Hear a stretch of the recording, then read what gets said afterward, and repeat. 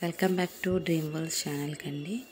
మీరు కనుక మా ఛానల్ని ఫస్ట్ టైం కనుక విజిట్ చేస్తున్నట్టయితే ప్లీజ్ సబ్స్క్రైబ్ చేయండి. సబ్స్క్రైబ్ చేయకుండానే చూస్తున్నారు, ప్లీజ్ సబ్స్క్రైబ్ చేయండి. ఇక మన కళలోకి వెళ్ళిపోతే, మీ కళలో ఎప్పుడైనా బల్లిని చూసారా?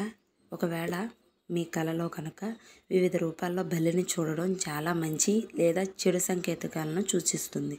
ఈ సంకేతాలకు అర్థం మీకు వచ్చే కళల ఆధారాన్ని బట్టి ఉంటుంది. ఇక మీ కళలో బల్లిని చూస్తే ఏం జరుగుతుందో ఈ వీడియోలో మనం తెలుసుకుందాం. అందుకంటే ముందు ప్లీజ్ సబ్స్క్రైబ్ చేయండి. లైక్ చేయడం వల్ల మరికొంతమందికి రీచ్ అవుతుంది. ఇక మనం కళలోకి వెళ్ళిపోదాం. మీ కళలో బల్లిని చంపినట్టు కనిపిస్తే మీరు జాగ్రత్తగా ఉండాలని అర్థం. మీ ఇంట్లో కొన్ని సమస్యలు ఉండవచ్చు.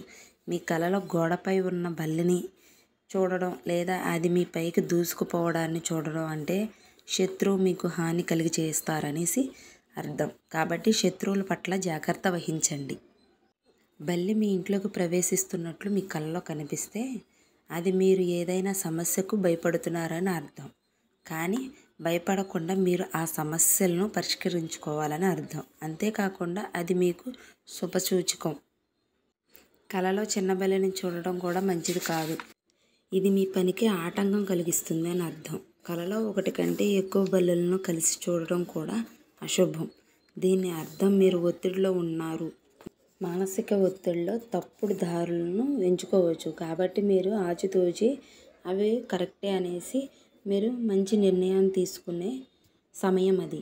అప్పుడే మీరు ఆ సమస్య నుంచి బయటపడతారని ఈ యొక్క కళ యొక్క అర్థం.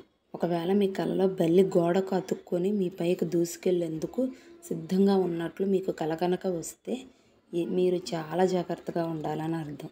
ఎందుకు అంటే మీరు శత్రువుల కుట్ర బలి అవుతారని ఈ కళ ముందే తెలియజేస్తుంది. అటువంటి పరిస్థితుల్లో మీరు చాలా జాగ్రత్తగా ఏ అడుగు వేయాలి అని ఆలోచించుకొని ఆచితూచి వేయాల్సిన సమయం ఇది.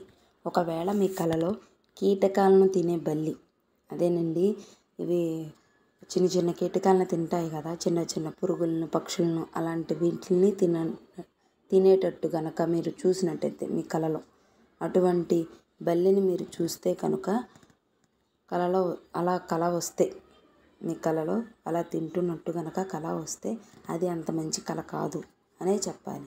ఇలా కళ వస్తే కొన్ని పెద్ద ఆర్థిక ఇబ్బందుల్లో ఉండవచ్చు.